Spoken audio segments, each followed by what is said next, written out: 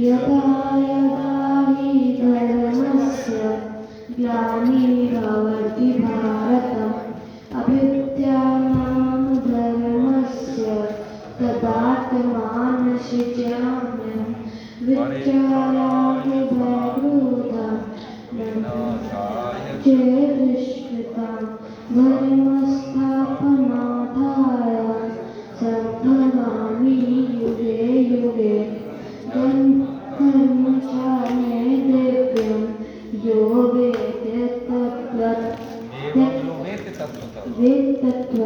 त्यक्त्वा देहि पुनर्जन्म नैति मामेति सर्वजन्म विचाराभयक्रोधा मन्मरामामुपाश्रिता बहवो ज्ञानतपस्या पूता मत्सरामावृता। हरे कृष्ण। तुम्हें याद है बेटे? पूरे याद हो गए? Very good. तुमको श्लोक याद है? सुनाओ बेटा। देखो इनके साथ याद करो। ये भी सुना रही। हाँ फिर बोलो। वसुदेव सुतं देवं कंसचारूणमर्दनं देवकी परमानन्दं कृष्णं वन्दे जगद्गुरुं श्रीकृष्णं वन्दे जगद्गुरुं अजोऽपि संन्यायात्मा भूतानामीशरोऽपि सन् प्रकृतिं स्वामादेशाय सम्भवात्मायया यदा यदा हि धर्मस्य ग्लानिर्भवति भारत अभ्युत्थानं धर्मस्य तदात्मानं सृजाम्यहं परित्राणाय साधूनां विनाशाय च दुष्कृतां धर्मसंस्थापनार्थाय सम्भवामि युगे युगे जन्म कर्म च मे दिव्यमेवं भूति त्वतः व्यक्तमेवं पुनर्जन्म नैति मोमिति सोऽर्जुन वीतरागभयक्रोध मन्मया मामुपाश्रिता भयको ज्ञानतपसा पूता मन्मनामावृता। बहुत बढ़िया। आपको याद है बेटा? कोई बात नहीं, जितना बोलो जैसे याद करोगे सब बोलना है इसके साथ। बोलो। ये ले लो माइक ले लो।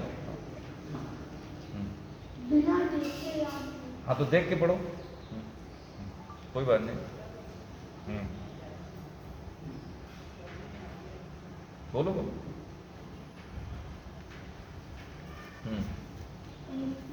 वसुदेव नहीं याद है, कोई बात नहीं। तुम्हें याद है तेरे इसको तो इसके साथ बोलना बेटा, है ना? अने बोलो इसके साथ। देवकी परमानंद। क्या नाम है बेटा? श्री कृष्ण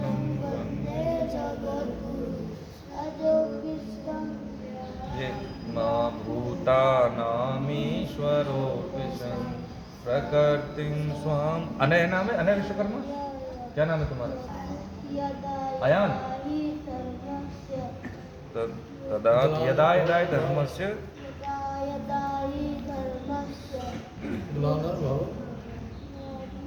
यदा यदा हि धर्मस्य ग्लानिर्भवति भारत अभ्युत्थानं धर्मस्य तदात्मानं सृजाम्यहं परित्राणाय साधूनां विनाशाय च दुष्कृतां धर्म संस्थापनार्थाय संभवामि युगे युगे जन्म कर्म च मे दिव्य एवं यो वेत्ति तत्त्वतः त्यक्त्वा देहं पुनर्जन्म नैति मामेति सोऽर्जुन वीतरागभयक्रोधा मन्मया मामुपाश्रिता बहवो ज्ञानतपसा पूता मद्भावमागता। एकादशी का दिन है आज, तुमको ऐसे करके रखो, फिर से लगाओ। मिल गई सबको? ये दे दो। देखो देखो ठीक है। अनय नाम है, अनय अनय है ना, अयान अयान अनय विश्वकर्मा अयान अर्नब सनम। हाँ पिछली बार नहीं आए थे। चलो सनम। अच्छा पंत आज देखो देखा होगा छठी है आती ना, सब त्योहार आते हैं, रामनवमी होती है, नवरात्रि होते हैं, बहुत सारे त्योहार आते हैं। तो इसके पीछे एक वैज्ञानिक कारण होता है, ठीक है। तो छठी पर्व क्यों मनाते हैं, उज्ज्वल को मालूम है? नहीं मालूम? हाँ तो ये बताना चाहिए, घर वालों को बताना चाहिए, ये भैया बताएंगे, ठीक है।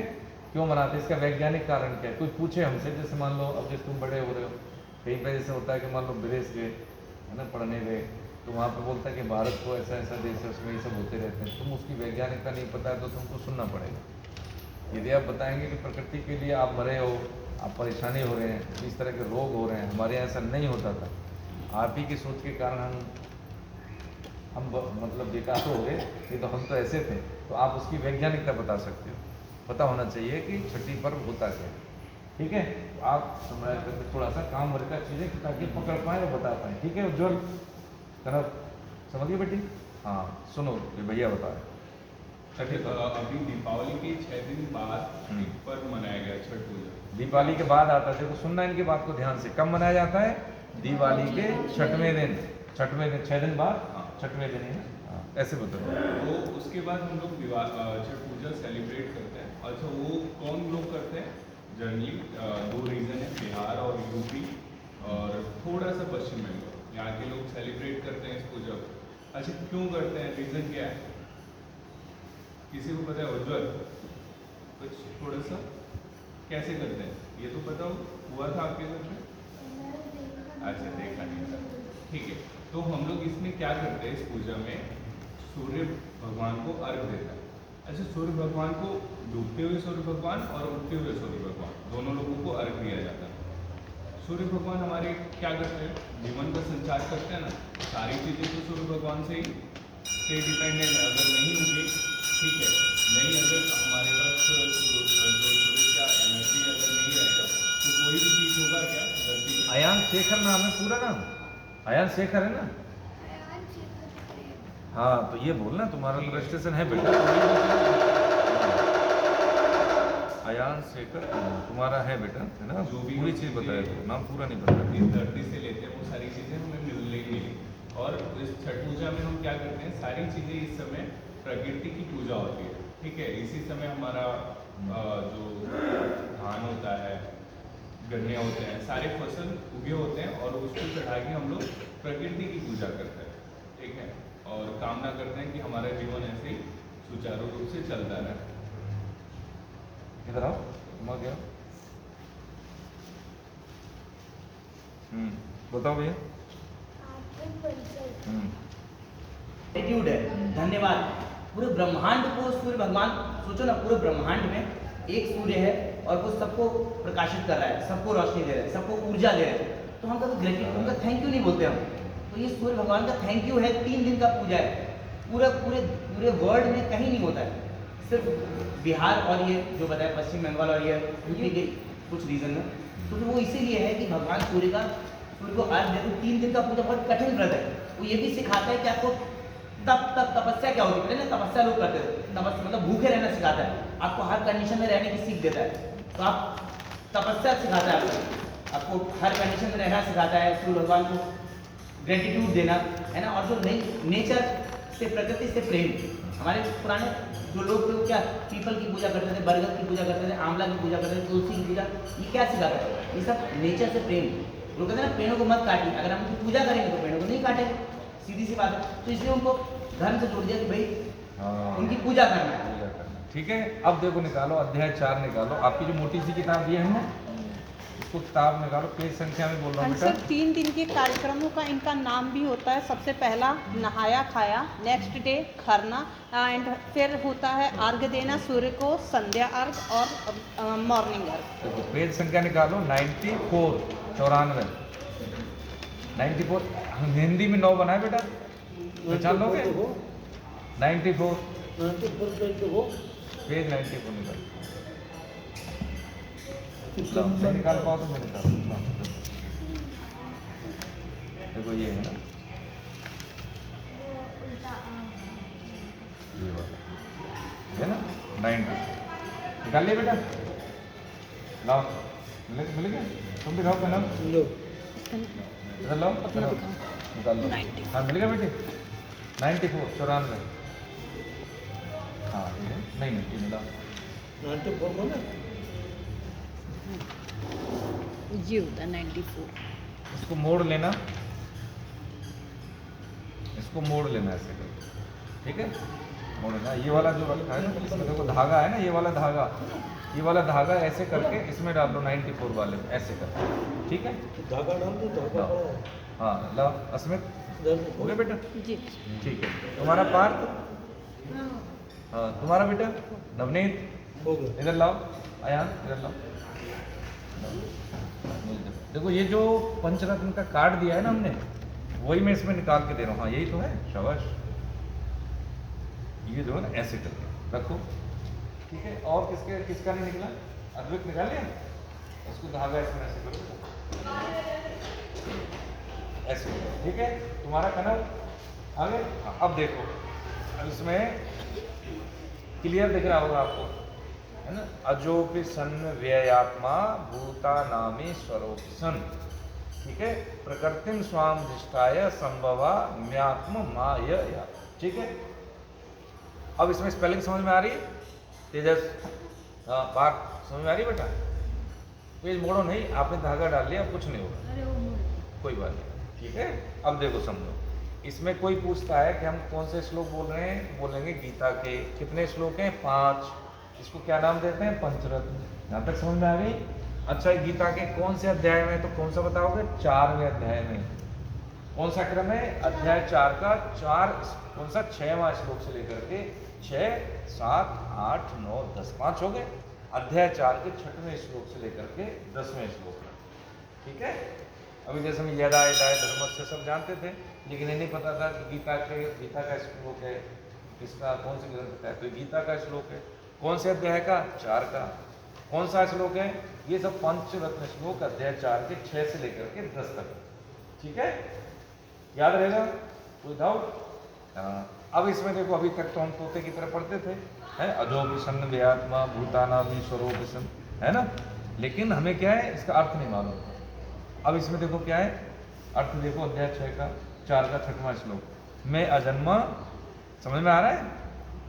और अविनाशी स्वरूप होते हुए भी तथा संपूर्ण प्राणियों का ईश्वर होते हुए भी अपनी प्रकृति को अधीन करके अपनी योग माया से प्रकट होता हूँ। कौन कह रहा है ये? कौन कह रहा है? नवनीत, भगवान कह रहे हैं, ठीक है? भगवान क्या बता, इन श्लोकों में क्या है ये हम बता रहे हैं, इतने दिन से हम पढ़ रहे हैं इसको। इन श्लोकों में क्या है? इन श्लोकों में भगवान अपना अवतारवाद का सिद्धांत बता रहे हैं कि आते हैं तो क्यों आते हैं। मैं पैदा होता हूँ, जैसे हम पैदा हुए माता पिता के माध्यम से, माँ के गर्भ से पैदा होता है ना हर व्यक्ति, जीव कोई भी, ऐसे भगवान पैदा नहीं होते। क्या शब्द बोल रहे हैं? ये प्रकृति को अधीन करके योग माया से प्रकट होता हूँ। प्रकट का मतलब है जैसे यहाँ पे चीज कोई है, अचानक आ जाए, प्रकट होना, है ना? तो राम मानस में भी तो है, भय प्रकट कृपाला, पैदा भय कृपाला नहीं बोली, भय प्रकट कृपाला, दीन दयाला, कौशल्या हितकारी। कि भगवान कैसे प्रकट होते हैं? माता को पहले दर्शन दिए, कौशल्या को, ठीक है? और कौशल्या माता को दर्शन दिए तो उनके कि अब आपके तप के कारण हम आपको पुत्र रूप में आप ही के यहाँ पैदा होंगे, तो प्रकट हो गए। तो माता कहती है ऐसे में कैसे पुत्र मानूं, आप तो इस ऐश्वर्यशाली हैं, भगवान है तो कि हाँ नहीं कोई बात नहीं। फिर उन्होंने उसी बालपन में वो प्रकट हुए, इसलिए प्रकट शब्द है, पैदा शब्द नहीं है भगवान के लिए, है ना? ये सूक्ष्म बात है, वही आएगी किसको आएगी? जो समझ रहा है चीज़ों को, बड़े बड़ों को नहीं आती। भय प्रकट, उसका प्रमाण क्या है? प्रमाणित गोस्वामी जी महाराज ने कहा है बालकांड में, भय प्रकट कृपाला दीन दयाला, और गीता में कहा है अजोपि सन्नव्य आत्मा भूतानामी चलो प्रकृतिम स्वाम दृष्टा, यानी प्रकृति को अधीन करके। हम प्रकृति को अधीन करके आते हैं? नहीं, भगवान आते हैं। इसलिए वो माता पिता के माध्यम से नहीं आते, वो प्रकट हो जाते हैं। हम प्रकृति के अधीन है ना? हम माता के गर्भ से पैदा हुए हैं, प्रकृति के अधीन है। भगवान प्रकृति के अधीन नहीं, प्रकृतिम स्वाम दृष्टा है, यानी प्रकृति को अधीन करके आते हैं, इसलिए वो प्रकट है। समझ में आ रही? तीसरा प्रमाण क्या है? तीसरा प्रमाण है गुरु नानक देव महाराज ने लिखा, क्या है? एक ओंकार सतनाम कर्ता पुरख निर्भय निर्वैर अकाल मूर्त अजूनी। अजूनी का मतलब होता है अयोनिस, यानी माता के गर्भ से नहीं आते। जितने भी सिद्ध महापुरुष हैं उन्होंने सब में प्रमाण किया कि भगवान प्रकट होते हैं, हमारे और आपकी तरह माता के गर्भ से पैदा नहीं होते। ठीक है अद्वैत, समझ में आ रही है? आता है लेट आता है, दूर से आता है। ठीक है, तो ये चीज। अब देखो अगला श्लोक देखो, समझ लीजिए। यदा यदा धर्मस्य ग्लानिर्भवति भारत। पहले तो 6वें श्लोक में बता दिया कि मेरा स्वरूप क्या है, मैं कैसे पैदा होता हूँ, क्यों आता हूँ, है? अभी बताएंगे अवतारवाद का सिद्धांत 7वें में। पहले तो बता दिया मैं जीवों की तरह प्रकट नहीं होता, अविनाशी हूँ, मेरा अंत नहीं है। जो पैदा होता है वो मरेगा, लेकिन प्रकट होता है वो क्या होगा? अदृश्य हो जाएगा, उसकी मृत्यु नहीं होती। ठीक है, जैसे मनुष्य की होती है, सब दबा देते हैं या जला देते हैं, ऐसा भगवान के साथ नहीं होता। ठीक है, भगवान आते जाते नहीं है, पैदा और मरते नहीं है, वो प्रकट होते हैं और अदृश्य हो जाते हैं। तो भक्त जब भगवान का भजन करते हैं तो प्रकट होते हैं कि नहीं होते? उनको दर्शन होते हैं, लेकिन सबको नहीं होते। निशांत बैठो बेटा, है ना? एक अभी तुमको हम देते हैं इसमें, समस्या ग्लानिर्भवति भारत अभ्युत्थानम धर्मस्य तदात्मानम सृजामि। इसमें क्या है? हे भरतवंशी अर्जुन, जब जब धर्म की हानि और अधर्म की वृद्धि होती है तब तब ही मैं अपने आप को साकार रूप में प्रकट करता हूँ। भगवान एक है अवतारवाद का सिद्धांत। कब कब भगवान आते हैं? जब जब धर्म की हानि हो तब तब आते हैं। क्यों आते हैं? ये प्रयोजन है 8वें में, परित्राणाय साधूनां विनाशाय च दुष्कृतां, यानी साधुओं यानी भक्तों की रक्षा करने के लिए, पाप कर्म करने वालों का विनाश करने के लिए, ये प्रयोजन है। सिद्धांत हो गया 7वें में, 8वें में हो गया प्रयोजन। धर्म संस्थापनार्थाय संभव। संस्थापना, एक होती है स्थापना, एक होती है संस्थापना। स्थापना का मतलब क्या होता है? जैसे हमने किसी फैक्ट्री की स्थापना की, इस्टेब्लिश। ठीक है, एक होती है प्री इस्टेब्लिश, जिसको कहते हैं संस्थापना। एक तो की स्थापना वो करता है मनुष्य कर देगा, लेकिन संस्थापना नहीं, क्योंकि संस्थापना कौन कर सकता है? आमूल चूल, यानी संस्था इस्टेब्लिशमेंट होने से पहले की स्थितियाँ, इस्टेब्लिशमेंट क्यों हो रहा है, उसके क्या सिद्धांत होंगे। क्योंकि स्थापना कर रहे हो, आपको पता है किसकी फैक्ट्री डाल रहे हो? ताले बनाने की या मिठाई बनाने की, तो इसमें एम्प्लॉय चाहिए, ये सब पता है आपको। लेकिन जिसको कुछ नहीं पता है, उससे पहले की स्थिति कौन जानता है? संस्थापक। संस्थापना, ये भगवान संस्थापना करते हैं, बाकी मनुष्य क्या करता है? स्थापना करता है ना। उनको अब जैसे शरीर ब्रह्मा जी ने बना दिया, ठीक है, ब्रह्मा जी का शरीर बोलता है पंचमहाभूत। अभी समझ लो, बच्चे को भी आगे समझोगे, काम भर की चीज़ें। जैसे कुम्हार बनाता है, मिट्टी से बर्तन बनाता है, दीपक बनाता है, देखा है मिट्टी के। आओ, हरे कृष्ण बेटा लेट हो गए, हाँ चलो कोई बात नहीं, बैठो, लाना पड़ेगा, बना देता है। लेकिन जो मिट्टी बनाता है उसको कहते हैं संस्थापन। ठीक है, कुम्हार ने मिट्टी नहीं बनाई, कुम्हार ने बर्तन बनाया, किससे? मिट्टी से। लेकिन जिसने मिट्टी बनाई उसको कहते हैं संस्थापक, यानी संस्थापना वो है। समझ गए? तो कह रहे हैं धर्म संस्थापनार्था है संभवामि युगे। ठीक, आगे कौन सा है? 9वां श्लोक। 9वां श्लोक क्या कह रहा है? 9वां श्लोक है जन्म कर्म च मे दिव्य। समझ रहे? देखो अब आ रहा है समझ में? जन्म कर्म च मे दिव्य मेवम यो वेति तत्वतः। पढ़ रहे? त्यक्ता देहम पुनर्जन्म नैत मामित सूर्य। कह रहे हैं कि मेरे जन्म और कर्म दिव्य हैं। भगवान का जन्म भी दिव्य है और कर्म भी दिव्य। दिव्य का मतलब जानते हो? पवित्र, एकदम स्वच्छ, नैतिक, पवित्र, है ना? समझ रहे हैं ना निशांत? क्या है? दिव्य। भगवान के जन्म भी और कर्म भी। हमारा क्या है? हमारा ना जन्म दिव्य है ना कर्म दिव्य। जन्म तो दिव्य हो नहीं सकता, कर्म दिव्य हम कर सकते हैं, है ना। कर्म कैसे दिव्य कर, जैसे अभी आप गीता पढ़ रहे हैं, सुबह जल्दी देंगे, होता नहीं, रात को जल्दी सो जाए, झूठ नहीं बोले, कर्म दिव्य। समझ रहे हैं कैसे कर्म दिव्य होते हैं? कैसे कर्म दिव्य होते हैं? झूठ नहीं बोलना, सच का आचरण करना है, माता पिता का है सम्मान करना, स्वाध्याय यानी पढ़ाई पूरी करना, सुबह जल्दी जगना है, व्यायाम करना है ना। वही चीज़ खानी है जो खाने योग्य है। जो तो घर में माता बनाती है ना, मम्मी वही सही बनाती है। तेल सही होगा, घी सही होगा, बाहर तुम खाओ चाट पकौड़ी मान लिया, उसका कोई भरोसा नहीं है। तेल को जैसे मान लीजिए समोसे खाए होंगे आपने, खाते हैं समोसे, तो बनाता समोसे वाला, कितनी बड़ी दुकान हो, उसमें से तेल नहीं निकालता। जैसे 20-50 समोसे बना दिए, बंद कर दिए उसने गैस, फिर बनाए उसी तेल में, तो तेल नहीं बदलता, बदलता तेल, अब उसी में तलता है वो बार बार, तब तक तलता है जब तक वो खत्म न हो जाए। बार बार तेल गर्म करते हैं तो वो जहर बन जाता है। अब देसी घी हो, बार बार उसको गर्म करो, बार बार उसमें कुछ काम कर दिया, कुछ उसमें से तल दिए समोसे, फिर 2 घंटे बाद फिर उसमें तल दिए, तो देसी घी हो फिर भी वो जहरी बन जाए बार बार गर्म करने से, इसलिए वो नुकसान करता है। ठीक है, तो कर्म कैसे दिव्य होंगे? घर का शुद्ध खाना खाएंगे, अच्छे चिंतन में अच्छी बात सोचेंगे, पढ़ाई पर ध्यान देंगे, काम भर की चीज़ें व्हाट्सएप में आती वही देखेंगे, बाकी नहीं देखेंगे। क्यों? क्योंकि अभी हमारी विद्या अध्ययन का समय है। जनेऊ संस्कार किसी का हुआ आप में से? Very good. इसका नहीं करवाया पंडित जी? तेजस का जनेऊ संस्कार, जनेऊ संस्कार, जनेऊ कराते हैं ना बच्चों को, अपने बड़े हो रहे हैं, 8 साल के हो गए, 7-8 साल का हो जाता है बालक, तो उसको अभी जैसे क्या होता है कि पढ़ाई का अ, क, ख, ग, ABCD सब सिखाते हैं, ऐसे जीवन कैसे जिया जाए, वो उपनयन संस्कार के बाद में ये स्थिति आती है कि हमें अब जीवन जीना कैसे, ये पंडित जी बताते हैं। जो जनेऊ संस्कार कराते हैं विधि विधान में, वो पंडित जी बताते हैं, कुछ एक मंत्र देंगे, गायत्री मंत्र देते हैं। बिना जनेऊ संस्कार के गायत्री मंत्र बोलना अनुचित है, उससे दोष लगता है, नुकसान होता है। समझ में आ रही है?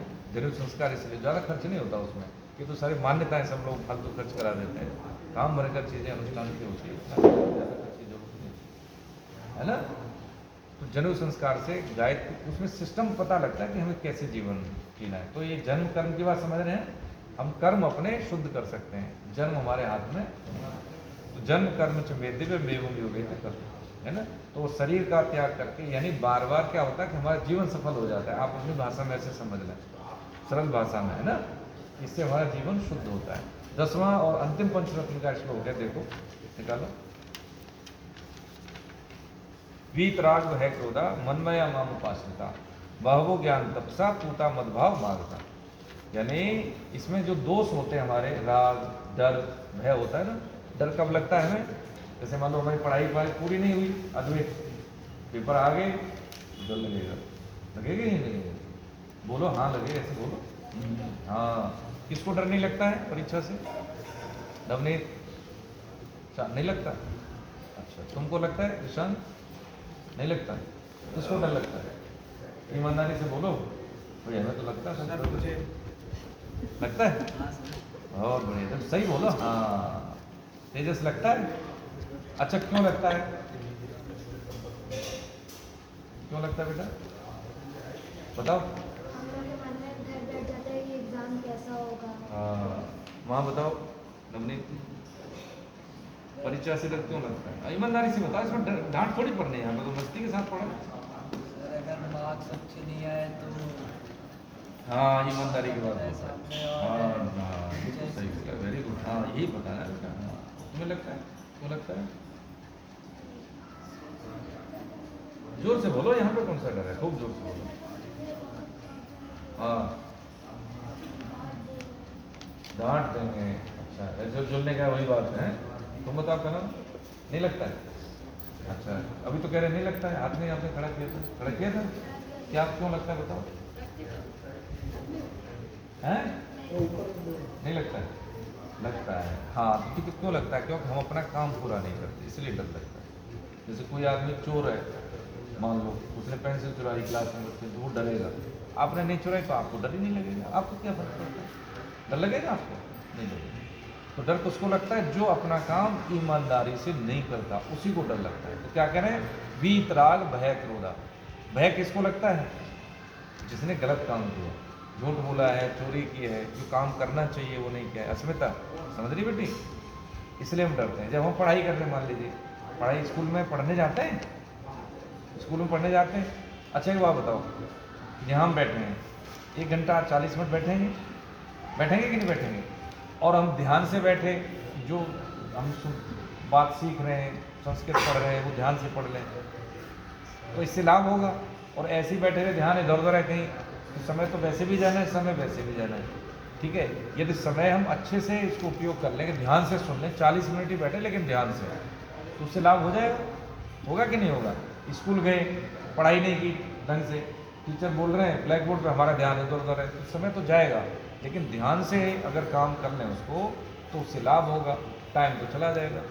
यानी नुकसान हम खुद कर लेते हैं अपना, है ना? जैसे कोई चीज़ समझ में नहीं आई, हम समझ रहे हैं डर क्यों लगता है। डर की वजह से देखो कई कारण हो जाते हैं। हम परफॉर्म ढंग से नहीं कर पाएंगे, क्यों देख, है ना वृंदा? समझी बेटी?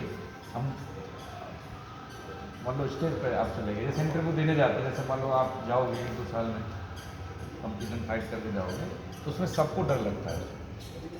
और सबको ऐसा नहीं, जो टॉपर है उसको भी लगता है। ये पढ़ने वाली चीज़ है, आपके काम भर की चीज़, इसलिए गीता समझ रहे, किताब दे दी हम आपको गीता। इससे पहले हमने गीता कैसे पढ़नी तुमको बताया है, समझ में आ रही है?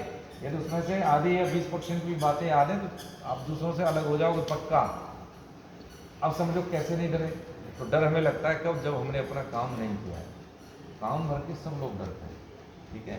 इंटरव्यू, पेपर, है ना, या कहीं पर स्टेज पे हम खड़े हो गए तो डर, कैसे परफॉर्म करेंगे, सबको डर लगता है, सबको डर लगता है। तो अब आप उसके कैसे निजात पाएँ? ऐसे निजात पाएँ कि जैसे मान लो आप स्कूल में जा रहे हो, जैसे यहाँ पे आ रहे हो क्लास में, तो हम कह रहे हैं बेटा पढ़ो, तुमसे गलत सही पढ़ी जा रही है संस्कृत, श्लोक पूरे नहीं सही पढ़े जा रहे, तो कोई बुरी बात नहीं है, क्योंकि यहाँ पे किस लिए आ रहे हैं? हम सीखने के लिए। परफेक्ट थोड़े हैं, परफेक्ट होते हो क्यों आते हैं? हम सीखने के लिए आ रहे हैं। अरे समझ रहे हैं? समझ रहे हैं? सीखने के लिए आ रहे हैं। तो गलत सही की चिंता नहीं करनी। आज हम गलत बोलेंगे, कल हम सही बोलने लगेंगे, क्यों लवली? अस्मिता समझ रही बेटी? कभी भी नहीं, इसमें संकोच नहीं करना है। तो जब हम अपनी पढ़ाई पे स्कूल में जा रहे हैं सीखने के लिए, गीता क्लास में आ रहे हैं सीखने के लिए, यहाँ की कमियाँ हम अपनी कमी पूरी कर रहे हैं ना, जो नहीं आ रहा है प्रज्वल, समझ में आ रही है? तो पूछें, गलत सही बोले, हमने गलत बोल दिया तो कोई सही बताएगा ना, टीचर सही बताएंगे। जैसे ही ये सब चीज़ हमारी पूरी हो जाएंगी, उस बच्चे को डर नहीं लगेगा। जिसने अपने सीखने के टाइम पे ध्यान से सीखा है, उसको डर नहीं लगेगा, या लगेगा तो बहुत कम लगेगा, वो जल्दी दूर हो जाएगा। क्यों अद्वैत?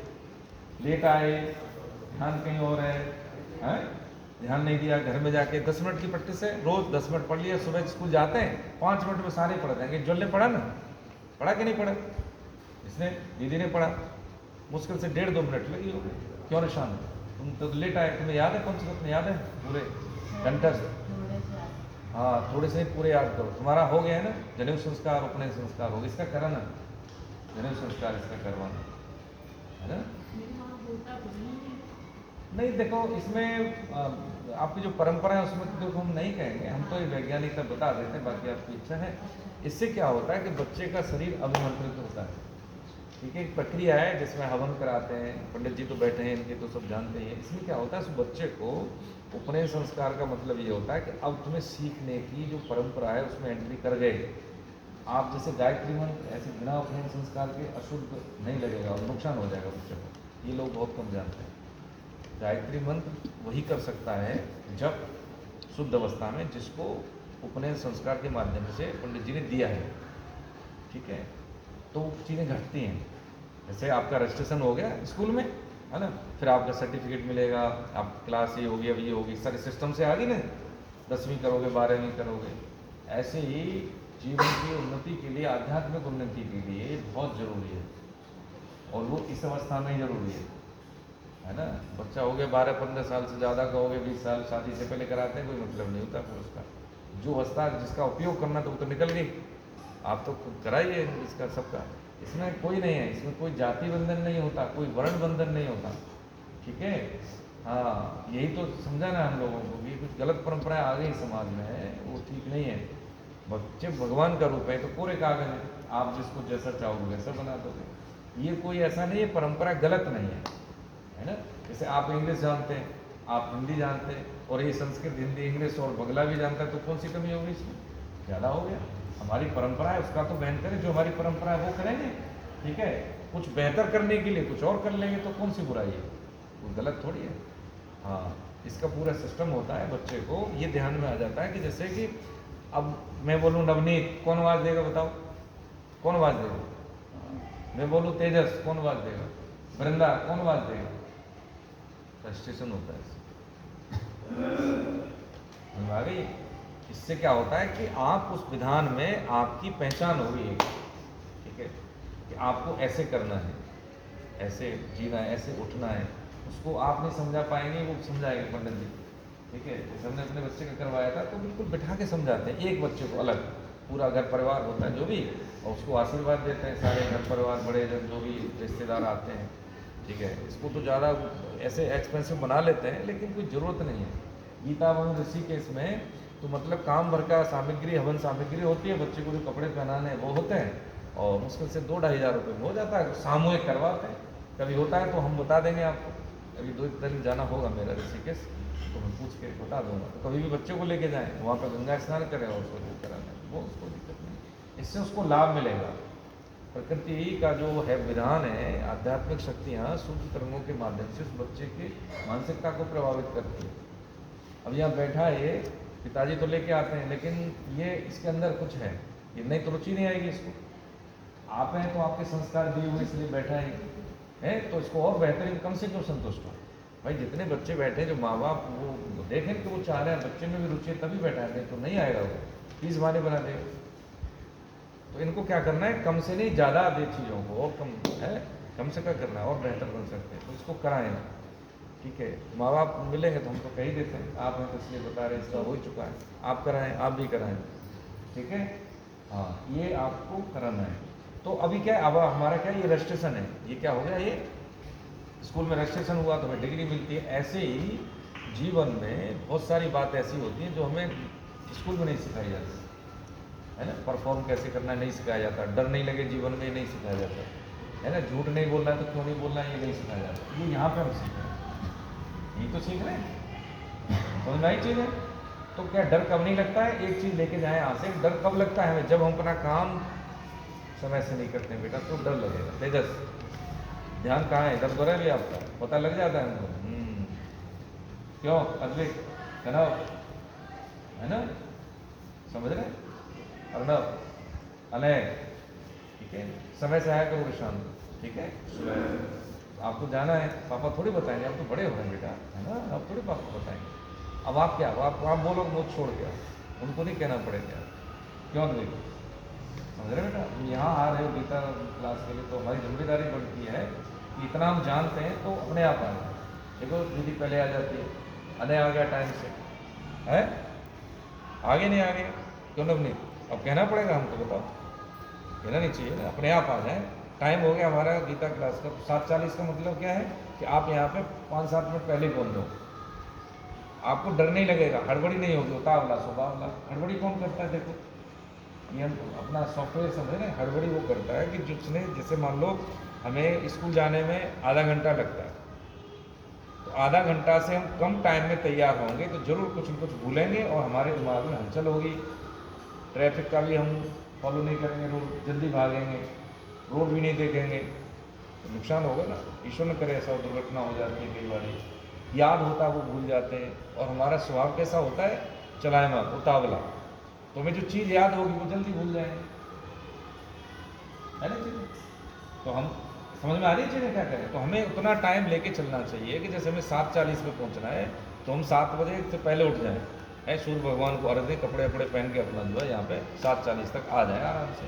तो टाइम से पहुँचेंगे तो क्या हमारी मानसिकता ठीक रहेगी, दिमाग हमारा शांत रहेगा, चीज़ें हम रिसीव करेंगे।